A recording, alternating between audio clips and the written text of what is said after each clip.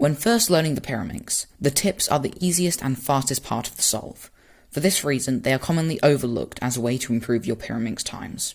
However, as the times begin to go down, and the percentage of the solve spent on tips goes up, it becomes more and more important to have a faster way to do tips.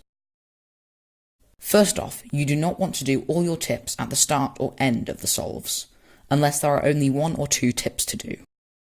Tips should generally not be a separate step of your method, but integrated into the solve. For example, although this is a 2-flip algorithm and a tip, there should be no pause between doing them, as if you were just completing one algorithm. Being able to turn 2 tips at once is a very easy skill to learn and will be used nearly every solve, so this is what you should focus on first if you cannot already do it. 1 tip with each hand is a recommended way to learn this, as it will reduce cube rotations that would have been made if one hand was more dominant than the other at doing tips. Using inspection wisely is a point that if you do well will make most of the other points easier to bring over to solves. The tips are very few moves to complete, so you cannot make up for any pauses you take in solves with a high TPS. Planning the tips will always be longer than completing the moves.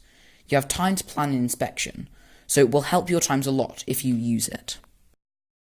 Another point I'm going to add is to get used to the amount of force and technique used to move the tips.